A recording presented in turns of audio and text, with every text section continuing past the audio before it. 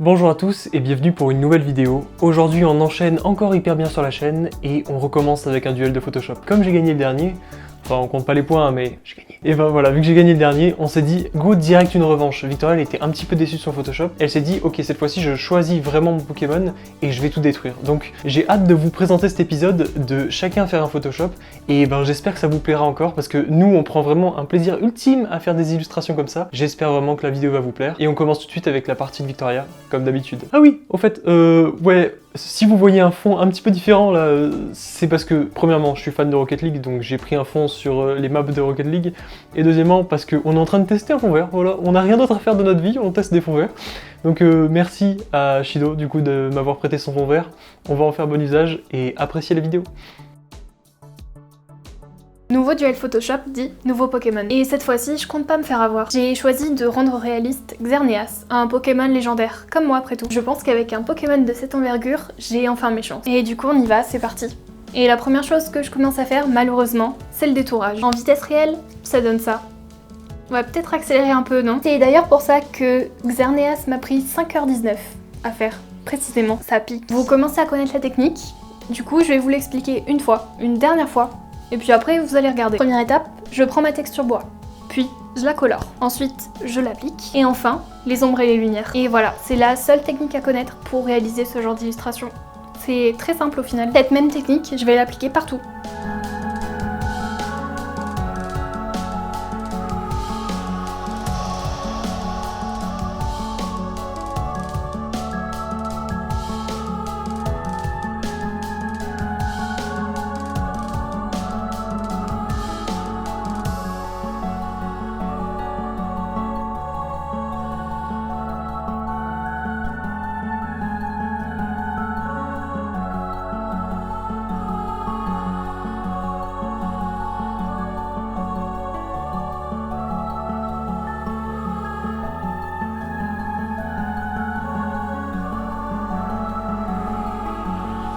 Sauf que pour les poils, vous voyez que c'est un peu plus complexe que ça. En fait, il faut prendre un pinceau et redessiner sur les contours de la forme pour le rendre un petit peu plus duveteux.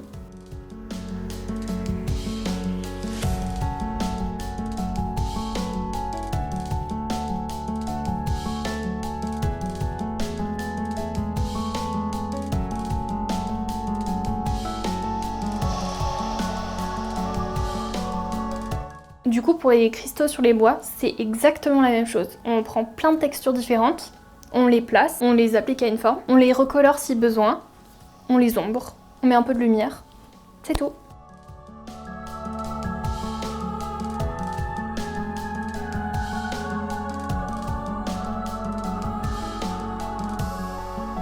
Et là, une fois qu'on a appliqué toutes les textures, c'est le moment de le mettre en situation. Et moi, mon mantra dans ce genre de situation, c'est less is more. Less is more, ça veut dire moins et plus. Moins et plus, ça veut dire que t'as déjà passé 4h30 sur ton illustration, que tu en as marre. Donc, tu choisis une image, tu mets ton Pokémon dessus, tu mets 2-3 calques et c'est bon, c'est fini. Sauf que le problème, comme vous pouvez le voir sous vos yeux ébahis, c'est que le choix de l'unique image qui va constituer votre fond est crucial et peut mettre un peu la pression. Je vous cache pas que j'ai un petit peu expérimenté comme vous pouvez le voir, c'était un peu long mais j'ai trouvé au final. Vous voyez qu'au final, ce qui fait un petit peu tout sur l'image, c'est la lumière que j'ai ajoutée sur les cristaux de Xerneas.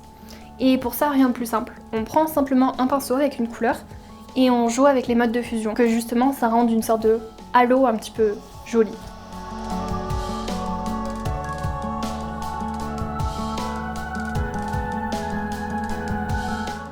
On peut pas terminer sans un petit filtre caméra raw, et voilà le chef-d'œuvre.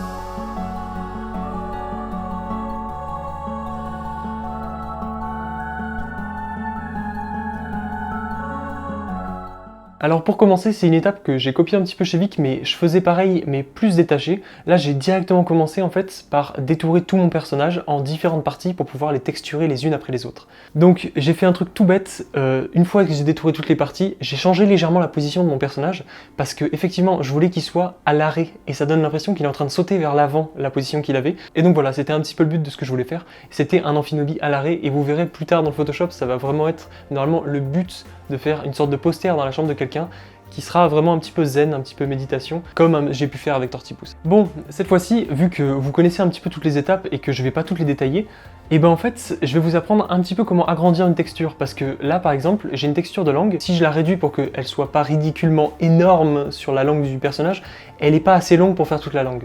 Donc la technique la plus simple pour agrandir une texture, et ben c'est simplement de faire une symétrie horizontale, et ça permet du coup de coller les deux images sans que ce soit choquant. Une fois que vous avez fait la symétrie, vous pouvez très bien raccorder les deux images en utilisant l'outil tampon ou encore l'outil pinceau pour affiner les bords, du coup en mettant un contour progressif et en faisant un masque. Une fois que vous avez fait ça, les deux textures qui sont collées l'une à l'autre, elles paraîtront vraiment faire partie d'une seule et même texture. Et puis après en utilisant la déformation pour qu'elle rentre parfaitement bien sur votre modèle.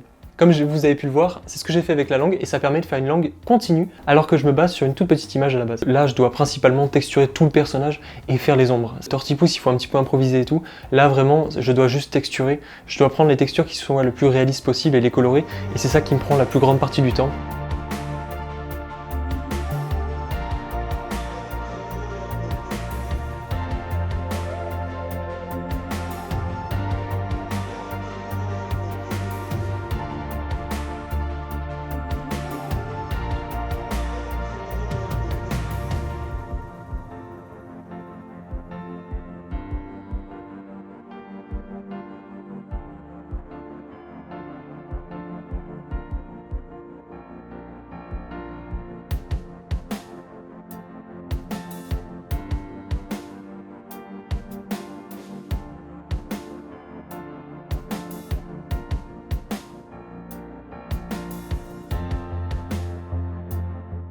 L'astuce pour les yeux, et ben ce que je fais, c'est que je prends des sphères blanches ou sphères noires, ça dépend de la couleur des yeux que je veux, et en fait, normalement sur Google, vous allez en trouver avec des réflexions.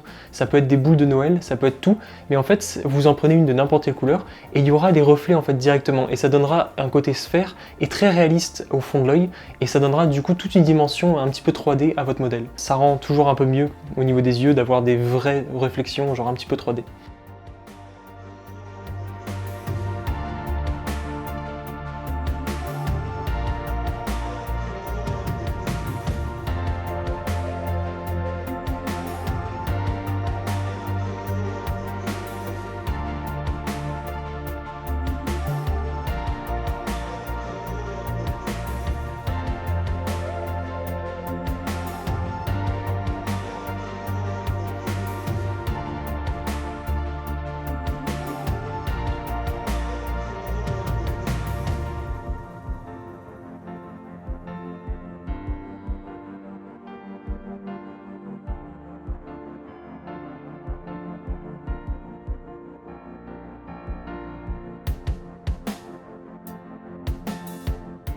Bon, là j'ai fini mon modèle, le but de mon amphinobi c'est de le foutre dans une ambiance jour.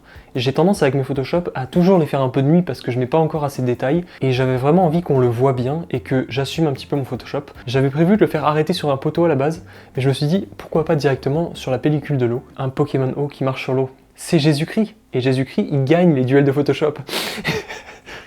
J'ai rajouté des petites feuilles de cerisier parce qu'au début je voulais mettre un petit peu une ambiance temple japonais. Je me suis dit, regardez ce côté un petit peu apaisant des pétales des cerisiers en fleurs. C'était beau, du coup je l'ai fait comme ça, j'ai ajouté un petit peu de fumée, et puis voilà. Amphinobi était prêt à être posté dans vos chambres. D'ailleurs il est à 39 € sur Displate. Go tout de suite en description. Oh!